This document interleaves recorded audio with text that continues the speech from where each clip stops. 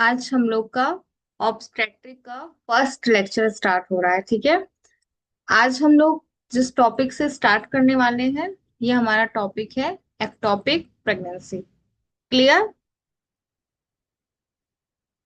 Ectopic pregnancy जो है बहुत इंपॉर्टेंट टॉपिक है। आपके किसी भी कॉम्पिटिटिव एग्जाम में इससे क्वेश्चन पूछे जाते हैं। इसका एक क्वेश्चन पूछ मतलब ऑल टाइम, मतलब ये इंपॉर्टेंट टॉपिक है। ठीक है। हमेशा हर साल यहाँ से क्वेश्चंस आते हैं। तो आज हम लोग इसी टॉपिक से स्टार्ट करते हैं। First of all, ectopic pregnancy का क्या मतलब हुआ?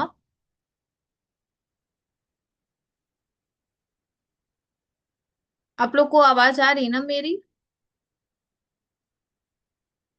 Yes ma'am. Yes ma'am.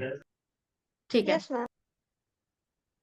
तो एक्टोपिक प्रेगनेंसी का मतलब होता है जब कभी भी प्रेगनेंसी आपके यूट्रस के अलावा कहीं और पे होती है, तो उसे हम एक्टोपिक प्रेगनेंसी बोलते हैं। फॉर एग्जाम्पल, जो आपका इम्प्लांटेशन यूट्रस में होना चाहिए था, यूट्रस के अंदर होना चाहिए था, अगर वो फैलोपियन ट्यूब में हो जाए, ओवरी में हो जाए, एब्डोमेन में हो जाए, या किसी अदर साइट पर होती है, तो उस कंडीशन को हम एक्टोपिक प्रेगनेंसी बोलते हैं।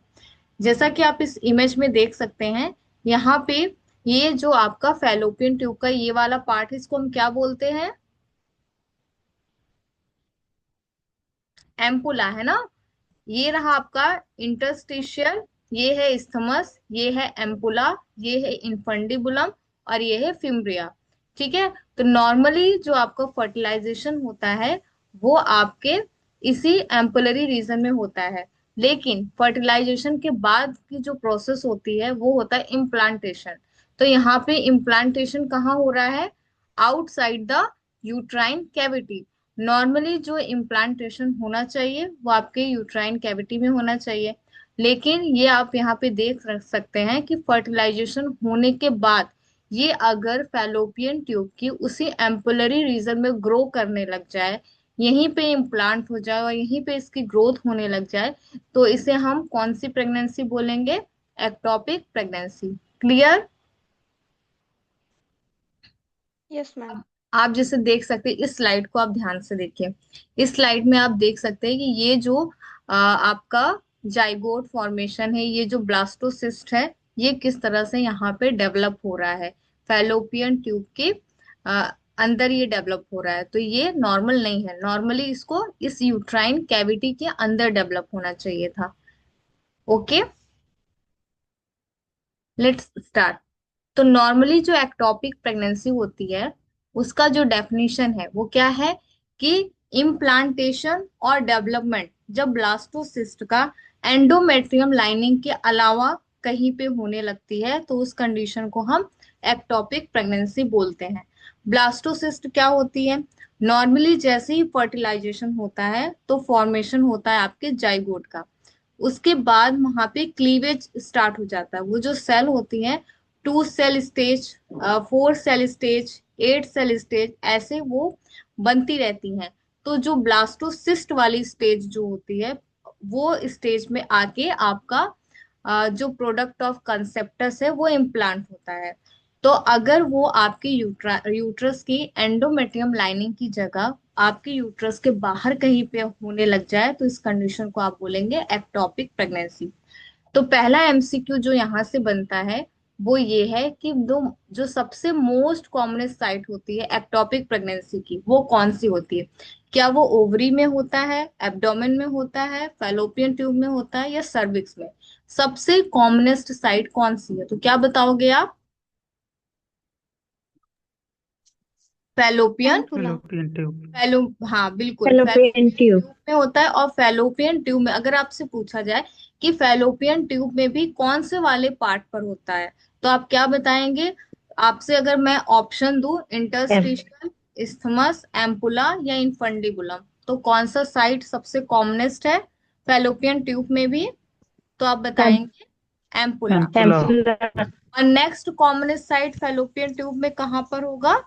इस्थमस रीजन में। तो दोनों को याद रखना है। इस तो फर्स्ट एम्पुला, और एम्पुला के अदर अगर हम बात करें तो आप बताएंगे इस्थमस। ये क्वेश्चन क्लियर हो गया।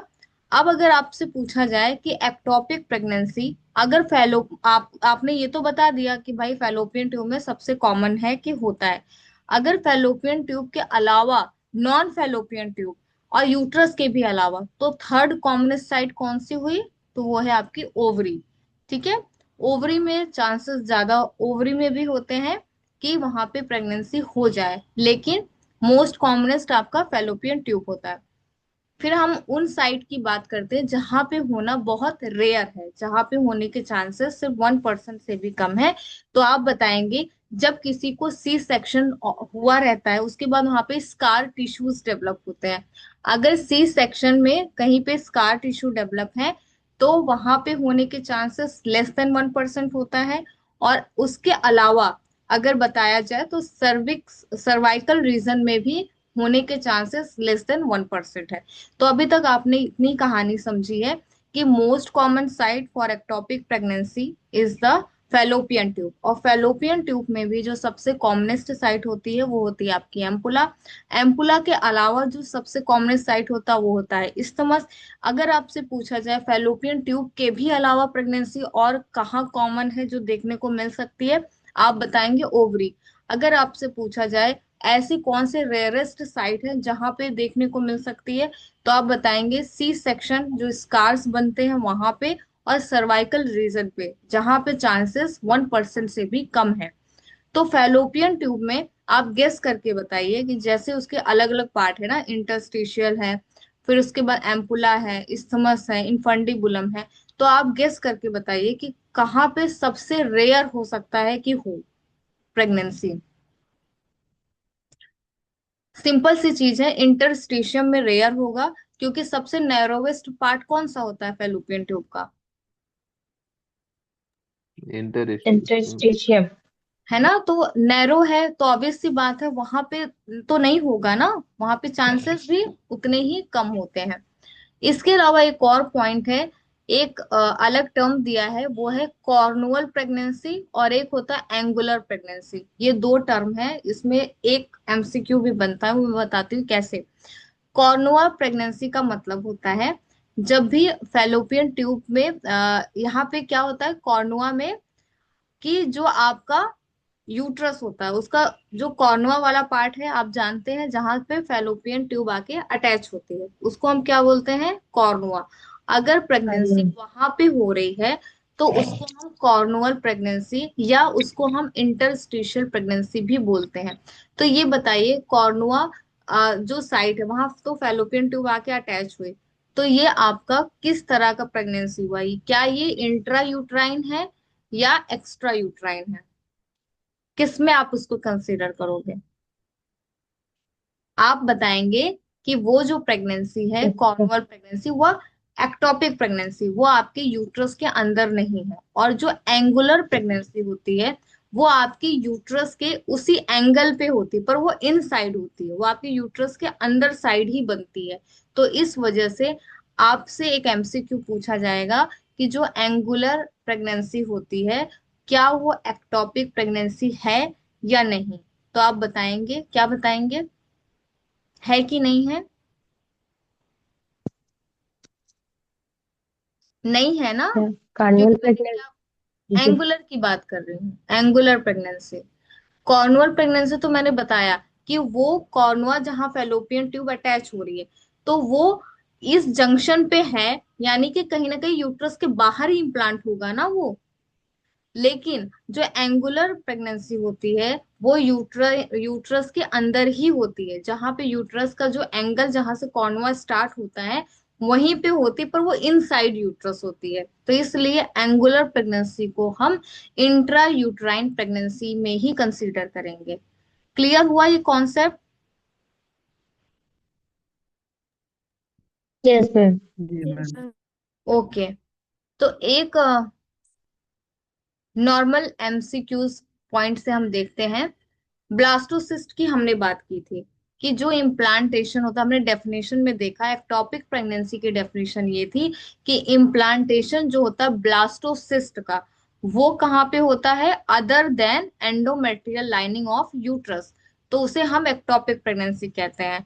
तो वहां पे एक और पॉइंट ध्यान रखना था कि ब्लास्टोसिस्ट जो होता है वो होता क्या है।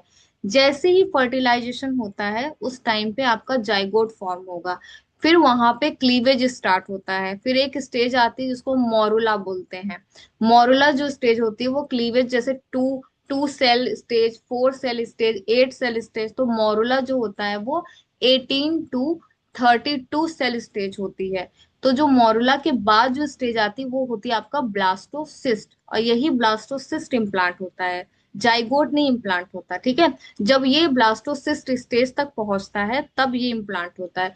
आपको मैंने एनाटॉमी के टाइम पे बताया था कि जो आपका फर्टिलाइजेशन हुआ रहता है वो आपके फैलोपियन ट्यूब में 3 से 4 दिन तक रहता है, और फैलोपियन ट्यूब की पायरोवेट करके एक एंजाइम वहां से रिलीज होता है, जिससे उसको न्यूट्रिशन मिलता है। 3 दिन, 3 से 4 दिन तक आपका जो फर्टिलाइज्ड प्रोडक्ट रहता है वो 3 से 4 दिन तक फैलोपियन ट्यूब में रहता है। क्या हो कि अगर वो वहीं पे जाके ब्लास्टोसिस्ट बन जाए और वहीं पे उसका इम्प्लांटेशन भी हो जाए, तो उसको हम एक्टोपिक प्रेगनेंसी कहते हैं। और ब्लास्टोसिस्ट कब फॉर्म होता है? आपके फर्टिलाइजेशन होने से 5 से 6 दिन में ब्लास्टोसिस्ट बनता है। इम्प्लांटेशन कौन से दिन पे होना चाहिए? 6 to 7 डेज पे। ब्लास्टोसिस्ट की 2 लेयर होती है, बाहर की जो होती है उसको हम ट्रोफोब्लास्ट बोलते हैं, तो ये आपका प्लेसेंटा बनाने का काम आता है। और जो उसके इनर सेल मास होती है, ये अंदर की लेयर होती है, उसी से आपका एम्ब्रियो बनता है, ठीक है। तो ध्यान रखना है कि, और यहाँ पे याद रखना है कि जब भी यूट्रस में इम्प्लांटेशन होता है तो कहाँ पे होता है? जब यूट्रस के अंदर इम्प्लांटेशन होता है नॉर्मली, तो वो होता है आपके यूट्रस के पोस्टीरियर वॉल पे होता है, ठीक है। Uterus upper and posterior wall of uterus पे जाके इम्प्लांटेशन की प्रोसेस होती है। जो मैं स्टेजेस बता रही थी एक बार इसको देख लीजिए कैसे कैसे होता है। फॉर एग्जाम्पल, फर्टिलाइजेशन हुआ तो 24 आवर्स के अंदर ही आपका जाइगोट बन जाता है। जीरो मतलब यहाँ पे 24 आवर्स के अंदर ही। और 2 सेल स्टेज कब बनता है? 24 आवर्स में। उसके बाद सेकेंड डे पे बनता है 4 सेल स्टेज, थर्ड डे पे बनता है 8 सेल स्टेज, और मोरुला का फॉर्मेशन होता है फोर्थ डे पे, जो कि 18 to 32 सेल स्टेज होती है। और लास्टली क्या आता है आपका? ब्लास्टोसिस्ट। ब्लास्टोसिस्ट कौन से डे पे बनता है? Day 5 to 6। और इम्प्लांटेशन कब होता है बताइए? अभी मैंने बताया था। 6 to 7. 6 to 7 days. Okay, good.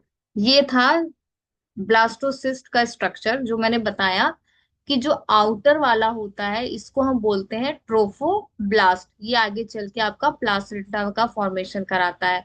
ये है इनर सेल मास, यही आपका एम्ब्रियो बनाता है। और ये है ब्लास्टोसिस्ट कैविटी, इसी ब्लास्टोसिस्ट कैविटी को हम ब्लास्टोसील बोलते हैं। इम्प्लांटेशन के होने से पहले जो आपका ब्लास्टोसिस्ट है एग्जैक्टली ऐसा दिखता है। बस हमें ये ध्यान रखना है कि ये ब्लास्टोसिस्ट इम्प्लांट कहाँ हो रहे हैं। क्या ये यूट्रस में हो रहे हैं? क्या ये फैलोपियन ट्यूब में हो रहे हैं? क्या ये एब्डोमेन में हो रहे हैं? क्या ये सर्विक्स पे हो रहे हैं? क्या ये सी सेक्शन स्कार पे हो रहे हैं? तो उसके अकॉर्डिंग हमने इसको टर्म दिया है टॉपिक प्रेगनेंसी। चलिए नेक्स्ट हम बात करते हैं। अब आप लोगों से मैं कुछ पॉइंट पूछती हूँ, आप लोग बताइए most commonest site for ectopic pregnancy. जल्दी फटाफट बताइए। फॉलोपियन ट्यूब में fallopian tube ampulla part. And the most commonest site जो है फैलोपियन ट्यूब में भी कौन सा है? Ampulla. Least Ampulla. Commonest site fallopian tube में क्या है? Least site Interstitium. Interstitial. Interstitium है ना। ओके। और सर्विक्स में और आपके सी सेक्शन स्कार में एक्टोपिक प्रेगनेंसी होने के चांसेस कितने परसेंट है? नहीं 1%. 1% है 1 to ना। 2%. अब आप मुझे बताइए ब्लास्टोसिस्ट जो आपका ब्लास्टोसिस्ट है वो कौन सी वो किस डे पे बनता है आपका blastocyst? 5. Fifth day. Five days. Implantation implantation 5. कौन से डे पे होता है? Six Six to seven. seven day. Morula कौन से डे पे बनता है? Day 4. Four. 4 days। Very good. फिर एक क्वेश्चन आता है, देखिए, चाहे प्रेगनेंसी नॉर्मल हो या फिर प्रेगनेंसी एक्टोपिक हो, दोनों ही कंडीशन में आपको RH नेगेटिव जो मदर होती है वहां पे विटामिन, सॉरी, वहां पे आपको एंटीजन डी का इंजेक्शन दिया जाता है, जिसकी जो डोज होती है वो 300 यूजी होती है, ठीक। जो कि सेकेंड एंड थर्ड ट्राइमेस्टर में 300 यूजी देते हैं। फर्स्ट ट्राइमेस्टर में अगर देने की जरूरत होती है तो 50 यूजी देते हैं। अब एक स्टोरी के फॉर्म में हम यहाँ पे RH नेगेटिव वाली स्टोरी जानते हैं। जैसा कि मैंने आपको बताया कि एक्टोपिक प्रेगनेंसी हो चाहे नॉर्मल प्रेगनेंसी में, अगर RH नेगेटिव मदर है तो वहां पे आपको एंटीजन एंटीजन डी का इंजेक्शन देना पड़ता है। फॉर एग्जाम्पल, किसी एक गांव में एक नेहा नाम की लेडीज रहती थी, ठीक है। नेहा के ब्लड में RH नेगेटिव एंटीजन था, तो उसको इसके बारे में कुछ भी नहीं पता था। तो जब उसकी एक शादी होती है और उसकी जो शादी होती है वो जो मेल पार्टनर है वो RH पॉजिटिव है, ठीक। अब क्या होता है कि इन लोगों ने इस RH का टेस्ट नहीं कराया, इनको इसके बारे में कोई आइडिया नहीं था। तो जब नेहा फर्स्ट टाइम कंसीव करती है तो उसके बॉडी में जो बेबी है वो RH पॉजिटिव है, लेकिन जो मदर है वो क्या है, RH नेगेटिव है। तो RH नेगेटिव अगर एंटीजन है मदर में और बच्चा जो है RH पॉजिटिव है, तो वहां पे अभी कोई दिक्कत नहीं होती, अभी सारी जो सिचुएशन होती है वो बिल्कुल नॉर्मल रहती है। ऐसा क्यों होता है? क्योंकि जो आपका प्लासेंटा है वो उन दोनों के बीच में बैरियर का काम कर रहा था ना, बच्चे का जो ब्लड है वो माँ के कांटेक्ट में आता ही नहीं है। तो नॉर्मली सब कुछ सही चल रहा था।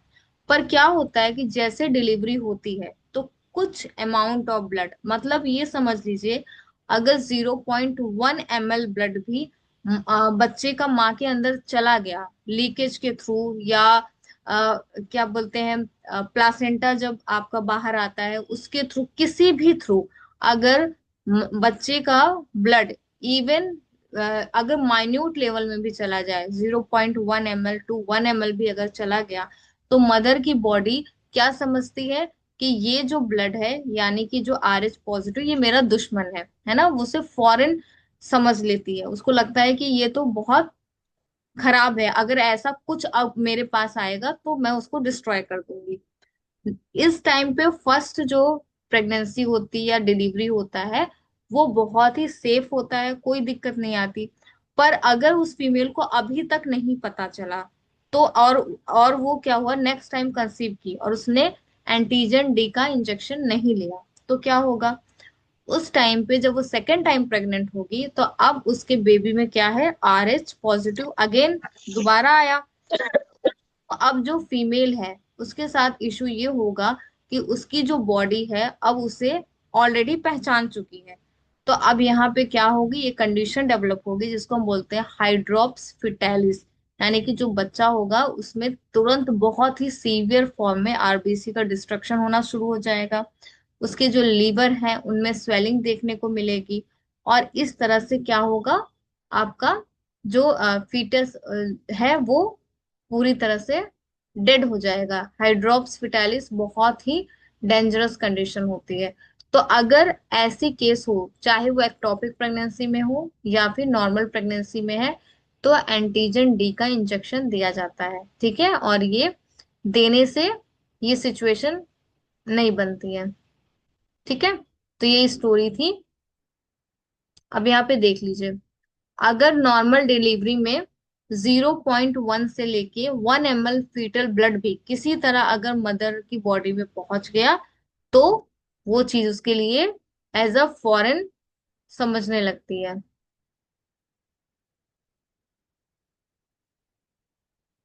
अच्छा, एक्टोपिक प्रेगनेंसी की हम बात कर रहे थे, तो एक्टोपिक प्रेगनेंसी होने के सबसे मोस्ट कॉमन कॉज क्या है? किसी को अगर एक्टोपिक प्रेगनेंसी होती है तो सबसे पहला कारण जो होता है आप जैसे जानते हैं कि सबसे कॉमनेस्ट साइट क्या है, आपकी फैलोपियन ट्यूब। तो जाहिर सी बात है, ऐसी हर एक बीमारी जिसमें फैलोपियन ट्यूब डैमेज हो रही है या फैलोपियन ट्यूब अफेक्टेड हो रही है, तो उन हर केसेस में चांसेस है एक्टोपिक प्रेगनेंसी होने के। तो पहला जो कारण होता है वो फैलोपियन ट्यूब डैमेज या किसी तरह से उसमें स्कारिंग हो जाना। तो पीआईडी, आप जानते हैं पीआईडी जो होता है वहां पे फैलोपियन ट्यूब में पस भर जाता है या ब्लड भर जाता है इन्फेक्शन होने के कारण। तो पीआईडी कराने का कौन सा ऑर्गेनिज्म इंपॉर्टेंट है? पीआईडी कौन कराता है? आपका क्लेमाइडिया और गोनोरिया, ये दोनों पीआईडी कराते हैं। तो उसकी वजह से ट्यूब डैमेज हो जाएगी। टीबी, इंडिया में जेनाइटल टीबी एक्टोपिक प्रेगनेंसी का बहुत इंपॉर्टेंट कॉज है। ये पॉइंट आप ध्यान रखिएगा कि आपके इंडिया में जेनाइटल टीबी एक्टोपिक प्रेगनेंसी कराने का एक बहुत बड़ा कॉज है। होता क्या है कि जब आपके फैलोपियन ट्यूब में इंफेक्शन होता है किसी तरह से, तो जो सीलिया है, सीलिया का काम क्या होता है कि वो एग को आगे मूव कराता है। तो यहाँ पे जब सीलिया डैमेज हो गए हैं तो वो मूवमेंट बहुत ज्यादा स्लो हो जाती है, जिसकी वजह से एग आगे नहीं जा पाता है और वो वहीं पे रह जाता है। इस कारण से आपके फैलोपियन ट्यूब में प्रेगनेंसी होना जो है वो कॉमन है। नेक्स्ट है कॉन्ट्रासेप्टिव फेलियर। क्या होता है? अब मान लीजिए किसी फीमेल ने बोला कि हमें तो प्रेगनेंसी हो ही नहीं सकती क्योंकि हमने तो आईयूडी यानी इंट्रा यूट्राइन डिवाइस लगवाया है। तो ऐसा नहीं है। कभी कभी क्या होता है कि आईयूडी का काम क्या होता है, मैंने तीन तरह से बताया था ना, कि एक इन्फ्लामेशन करा देता है और स्पर्म को किल करने का भी काम करता है, और वो पहुंचने नहीं देता है स्पर्म को फर्टिलाइजेशन के लिए। इन केस अगर फर्टिलाइजेशन हो गया, तो आप जानते हैं फर्टिलाइजेशन होगा कहाँ पे? फैलोपियन ट्यूब के एम्पुलरी वाले पार्ट में होगा। पर क्या होता है कि अगर ये फर्टिलाइजेशन, जैसे इम्प्लांट फर्टिलाइजेशन हुआ, अब बात आती है इम्प्लांटेशन की। तो आपकी यूट्रस में तो आईयूडी है, तो वो जो डिवाइस है वो इम्प्लांट तो होने नहीं देगा, तो इम्प्लांटेशन वहीं पे रुक जाता है। कहाँ पे? आपके फैलोपियन ट्यूब में। और एक और पिल जो होती है जिसको हम बोलते हैं प्रोजेस्टिन ओनली पिल्स, इसका क्या काम होता है? ये आपके फैलोपियन ट्यूब की मोटिलिटी को कम कर देता है, जिसकी वजह से भी एक्टोपिक प्रेगनेंसी देखने को मिलती है। उसके अलावा और जितने भी इमरजेंसी कंट्रासेप्टिव फेलियर जब हो जाते हैं, वहां पे भी जो आपका ओव्यूलेशन डिले हुआ, तो ओव्यूलेशन जब डिले होगा मतलब मेन टाइम पे अगर ओव्यूलेशन नहीं हुआ, तो वो एब नॉर्मली उसका ट्रांसपोर्ट भी होगा, तो जिसकी वजह से भी एक्टोपिक प्रेगनेंसी हो सकती है। स्मोकिंग एक बहुत इंपॉर्टेंट कॉज हो सकता है एक्टोपिक प्रेगनेंसी कराने का। स्मोकिंग जब कोई फीमेल करती है तो क्या होता है? स्मोकिंग में होता है निकोटीन। निकोटीन क्या करता है? निकोटीन आपके जो फैलोपियन ट्यूब की जो सीलिया है उसे पैरालाइज कर देती है, जिसकी वजह से भी एग जो होता है आगे नहीं बढ़ सकता। और अगर किसी फीमेल में कंजेनाइटली फैलोपियन ट्यूब में प्रॉब्लम है, फॉर एग्जाम्पल किसी की अगर फैलोपियन ट्यूब ज्यादा बड़ी है, तो उसको ट्रेवल करने में क्या होगा? आपके एग को ट्रेवल करने में काफी टाइम लगेगा, एग्जॉस्ट हो जाएगा। तो इस कारण से भी ज्यादा चांसेस है कि उसी जगह पे ही फर्टिलाइजेशन होके वहीं पे इम्प्लांटेशन भी हो। दूसरा कारण हो सकता है नैरो ल्यूमेन। अगर आपकी फैलोपियन ट्यूब की जो ल्यूमेन है वो बहुत ज्यादा पतली है, ऐसे केसेस में भी ये ट्रेवलिंग जो है वो एग्जॉस्टिंग होगा। तो इस कारण में हो सकता है डाइवर्टिकुला। इसमें क्या होता है कि आपके फैलोपियन ट्यूब में जो एग है वो फंस जाता है। तो ये कुछ कंजेनाइटल ट्यूबल एबनॉर्मलिटी की वजह से होता है। नेक्स्ट एक कॉज है एंडोमेट्रियोसिस। एंडोमेट्रियोसिस में क्या होता है कि आपका जो फैलोपियन ट्यूब होती है वो आपस में चिपक जाती है एडवांस स्टेज में। तो जब आपकी फैलोपियन ट्यूब चिपक जाएगी, तो यानी कि क्या हुआ? ट्यूब ब्लॉक हो गई है। तो यहाँ पे भी इम्प्लांटेशन देखने को मिलता है, जो कि नॉर्मल तो बिल्कुल नहीं है, और वो ज्यादा सरवाइव भी नहीं कर सकता है। तो एक ये चीज हुआ। और मैंने जैसा कि बताया कॉर्नुअल प्रेगनेंसी और एंगुलर प्रेगनेंसी। अब आप मुझे फिर से एक बार बताइए कि कॉर्नुअल प्रेगनेंसी इंट्रायूट्राइन है या एक्टोपिक प्रेगनेंसी है? बताइए। ectopic ectopic pregnancy. Ectopic Pregnancy. Pregnancy. और आपका एंगुलर जो आपका प्रेगनेंसी है, क्या वो इंट्रायूट्राइन है या एक्टोपिक प्रेगनेंसी है? intrauterine Intrauterine. इंट्रायूटेराइन। इसमें कभी कंफ्यूज मत होइएगा, ये आपसे पूछा जा सकता है। अब मैंने आपको बताया था कि जो एंटीजन डी का जो इंजेक्शन दिया जाता है फर्स्ट ट्राइमेस्टर में अगर दिया जाएगा तो उसकी डोज होगी 50 म्यूजी। और अगर सेकेंड ट्राइमेस्टर या थर्ड ट्राइमेस्टर में दिया जाएगा तो आपको दिया जाएगा 300 म्यूजी।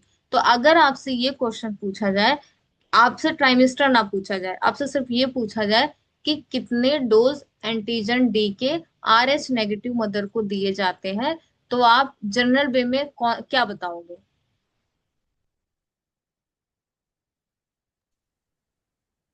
300 म्यूजी बताएंगे, ठीक है। एक जनरल टर्म में आप 300 म्यूजी डोज बताएंगे अगर ट्राइमेस्टर नहीं बताया गया है तो।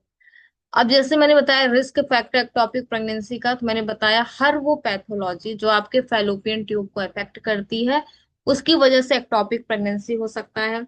और एक एक कारण ये है कि अगर किसी को प्रीवियस हिस्ट्री रही है एक्टोपिक प्रेगनेंसी का तो ऑब्वियस सी बात है कि नेक्स्ट टाइम भी उसको एक्टोपिक प्रेगनेंसी हो सकती है। और अगर किसी ने पहले ट्यूबल सर्जरी कराई हो किसी तरह से तो वो भी एक उसका रिस्क फैक्टर है। इन्फेक्शन मैंने बताया आपको कि इन्फेक्शन जो है वो भी एक अच्छा रिस्क फैक्टर है एक्टोपिक प्रेगनेंसी के लिए। कंजेनाइटल फैक्टर मैंने बताया कि कैसे अगर किसी की फैलोपियन ट्यूब लॉन्ग है या फैलोपियन ट्यूब का ल्यूमेन जो है वो कम है या फिर आपका जो फैलोपियन ट्यूब है उसमें एडहेशन हो गया है, तो वो सारे कॉज होते हैं जो एक्टोपिक प्रेगनेंसी करा सकते हैं। और स्पेशली ऐसी जो फीमेल जो इनफर्टिलिटी के लिए मेडिसिन लेती हैं तो कभी कभी उसकी साइड इफेक्ट में भी एक्टोपिक प्रेगनेंसी देखने को मिलता है। पर मोस्ट कॉमनली अगर आपसे पूछा जाए कि जो महिलाएं इनफर्टिलिटी के लिए मेडिसिन लेती हैं कि उन्हें उन्हें कंसीव करना है तो उनमें सबसे ज्यादा रिस्क किस चीज के होते हैं, तो आप बताएंगे उनमें ट्विंस होने के चांसेस ज्यादा होते हैं। ऐसी फीमेल्स में अक्सर आपको देखने को मिलेगा कि वो ट्विंस दे रही हैं, है ना। और उसके अलावा ट्विंस के अलावा क्या हो सकता है, एक्टोपिक प्रेगनेंसी भी हो सकती है।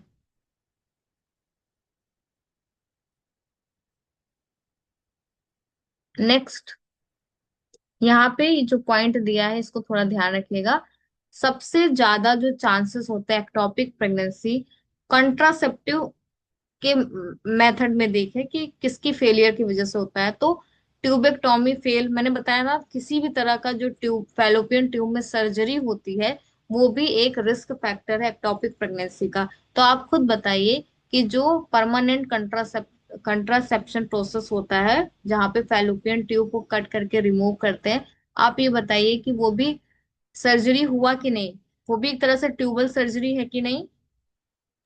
Yes, जी ma'am. Yes. Ma'am. आईयूसीडी का मैंने बताया ना कि अगर आपके यूट्रस में कॉपर टी लगी हुई है तो इम्प्लांटेशन वहां होना तो बहुत रेयर है। लेकिन अगर गलती से फर्टिलाइजेशन हो गया है तो इम्प्लांटेशन तो यूट्रस में तो नहीं होगा लेकिन कहाँ पे होगा, फैलोपियन ट्यूब में हो जाएगा। प्रोजेस्टेरॉन ओनली पिल्स के बारे में मैंने बताया कि ये क्या करते हैं, ये सीलिया फैलोपियन ट्यूब की जो सीलिया होती है उसकी मोटिलिटी को ये लोग कम कर देते हैं। तो ऐसा कौन सा कंट्रासेप्टिव मेथड है जहां पे एक्टोपिक प्रेगनेंसी होने के चांसेस बहुत कम है? तो आपकी दो चीजें हो गई, जैसे कि मेल में वैसेक्टोमी और ओरल कंट्रासेप्टिव जो पिल्स होते हैं वो ऐसा मतलब उनमें लीस्ट चांसेस होते हैं। और मैक्सिमम चांसेस जो होते हैं वो आपके ये प्रोजेस्ट्रेट, Mirena and copper containing IUCD, इनमें ज्यादा मोस्ट चांसेस होते हैं एक्टोपिक प्रेगनेंसी होने के।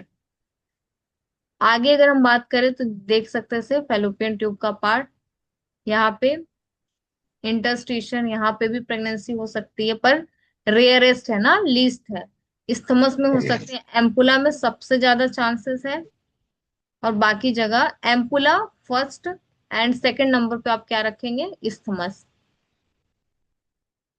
चलिए, प्रेगनेंसी हो गई, तो अब प्रेगनेंसी होने के बाद और क्या प्रॉब्लम हो सकती है, आप खुद बताइए कि यूट्रस जैसा एटमॉस्फेयर आपको आपके फीटस के लिए हो सकता है क्या?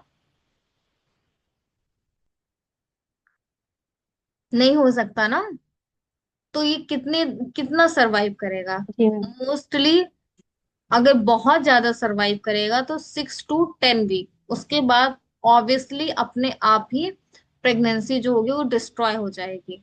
और अगर वो प्रेगनेंसी आपके फैलोपियन ट्यूब में मौजूद है, तो आप ये बताइए फैलोपियन ट्यूब के रप्चर होने के चांसेस बढ़ेंगे कि नहीं? वो जो बढ़ जाएंगे। छोटी सी है, अगर उसमें आपका ब्लास्टोसिस्ट आ गया, इम्प्लांटेशन हो गया, तो वो धीरे धीरे ग्रो करेगा। तो फैलोपियन ट्यूब की भी अपनी स्ट्रेचिंग की कुछ तो कैपेसिटी होगी, वो बहुत ज्यादा स्ट्रेच तो नहीं हो सकती ना। तो क्या होगा, रप्चर हो जाएगा। और अगर फैलोपियन ट्यूब रप्चर हो गया तो आपकी बॉडी में क्या क्या सिम्टम्स आएंगे, तो यहाँ पे हम देखते हैं। सबसे पहले तो बहुत सीवियर एब्डोमेन पेन होगा, शोल्डर टिप पेन होगा जिसको हम केहर्स साइन बोलते हैं, ठीक है। शोल्डर टिप पेन होगा, सिनकोप होगा, पेलनेस, पेशेंट बिल्कुल हाइपोटेंशन में चला जाएगा, शॉक में चला जाएगा, और उसको टैकी कार्डिया होगा, हार्ट रेट उसकी काफी ज्यादा राइज हो जाएगी। अब हम बात करते हैं एबॉर्शन। अगर फैलोपियन ट्यूब की अगर हम बात करें, तो सबसे कॉमन साइट क्या है ट्यूबल एबॉर्शन का? तो सेम वही साइट है जहां पे प्रेगनेंसी होने के चांसेस ज्यादा है। Most common site for tubal abortion is the ampulla, and most common site of tubal rupture is isthmus. तो आप ध्यान रखोगे ना, रप्चर कहाँ पे होगा? इस्थमस। इस्टमस। और समझ। एबॉर्शन कहाँ पे होगा? एम्पुला। एम्पुला। अब यहाँ पे बताया गया है कि कौन से रीजन में सबसे ज्यादा सर्वाइवल हो सकता है। इस्थमस में जो आपका फीटस है वो सिर्फ 6 वीक तक सरवाइव करेगा।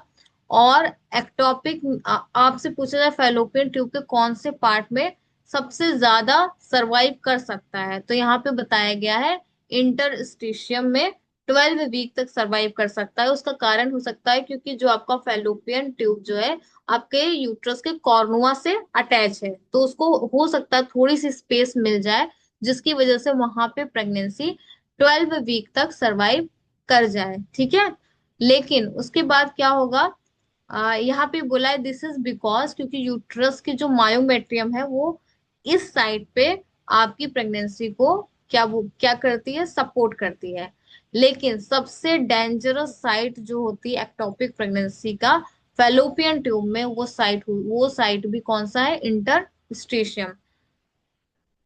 और एक्टोपिक प्रेगनेंसी में सबसे ज्यादा अगर सरवाइव वो फीटस कहीं पे कर सकता है तो वो एब्डोमिनल प्रेगनेंसी में। यहाँ बोला है कि एब्डोमिनल प्रेगनेंसी में जो बच्चा है वो टर्म तक, यानी कि फुल लाइफ अपनी वो वहां पे सरवाइव कर सकता है, वहां पे जी सकता है। तो इतना क्लियर हुआ। अब आप लोग मुझे बताइए, एबॉर्शन कहाँ पे कॉमन होगा फैलोपियन ट्यूब में? एम्पुला। एम्पुला। बच्चा एम्पुला। कहाँ पे होगा? इस्थमस। समझ। इस में प्रेगनेंसी कितने वीक तक हो सकती है? 6 to 12 weeks। 6 6 वीक। 6 वीक में। और कौन सा फेलोपियन ट्यूब का पार्ट है जहां पे लॉन्गेस्ट सरवाइव कर सकता है और कितने वीक तक? इंटरस्टिशियम। Interstitium 12 week। 12 वीक 12। है ना। और कौन सा एक्टोपिक प्रेगनेंसी है जिसमें फुल टर्म तक सर्वाइवल रेट हो सकती है? एब्डोमेन। एब्डोमेन। एब्डोमेन में, है ना। इतना क्लियर हो गया। अब हम बात करते हैं साइन एंड सिम्टम्स की। सबसे मोस्ट कॉमन साइट जो एक्टोपिक प्रेगनेंसी में वो होता है, उसमें आपको ट्रायड याद रखेंगे। सबसे पहले तो उस पेशेंट में एमेनोरिया होगा, ठीक है, मेंसेस नहीं आएंगे। एमेनोरिया कब तक होगा? 6 to 10 वीक का एमेनोरिया होगा। उसके बाद उसको एब्डोमेन में पेन होगा।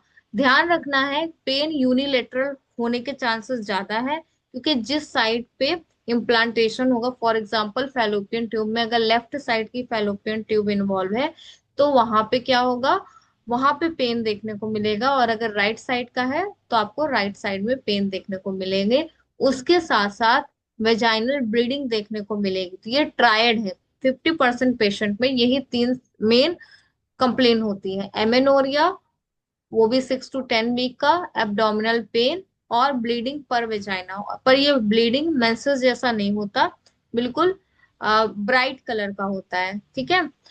अब अगर एक्टोपिक प्रेगनेंसी में ट्यूब रप्चर हो गई, तो वहां पे रप्चर होने का कारण क्या होगा? अगर रप्चर हो गई है तो आपके पेरिटोनियम रीजन में क्या आएगा? ब्लड भर जाएगा। तो ये जो पेरिटोनियम में ब्लड भरेगा, तो वहां पे एक नर्व होती है, एक्चुअली वो उसका रिफर्ड पेन आपके कहाँ पे जाएगा? शोल्डर पे। इसको बोलते हैं डैन फोर्थ साइन। तो अगर आपसे एमसीक्यू में पूछा जाए Danforth sign is related to which obstetric disorder, तो आप बताएंगे it is seen in the ectopic pregnancy due to the rupture of fallopian tube. या जब एक्टोपिक प्रेगनेंसी में जब रप्चर होता है, तो blood hemoperitoneum peritoneum region में ब्लड भर आता है, जिसकी वजह से उसका रिफर्ड पेन आपके डायफ्राम में होता है। तो डायफ्राम में एक आपका फ्रेनिक नर्व होता है, ठीक है। तो जो फ्रेनिक नर्व होता है वो शोल्डर तक उस पेन को शिफ्ट करता है। तो इसको हम बोलते हैं डैन फोर्थ साइन।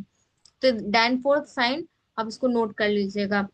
अनरप्चर्ड, अगर एक्टोपिक प्रेगनेंसी में रप्चर नहीं है तो पेन क्यों हो रहा है? भाई रप्चर है तो पेन हो रहा है, तो समझ में आ रहा है। अगर प्रेगनेंसी में रप्चर नहीं हो रहा है तो पेन क्यों हो रहा है? क्योंकि आपकी जो फैलोपियन ट्यूब है वो बार बार स्ट्रेच हो रही है। तो जितना वो बार वो स्ट्रेच होगी, उतना आपको पेन फील होगा। तो ये ट्रायड याद रखना है।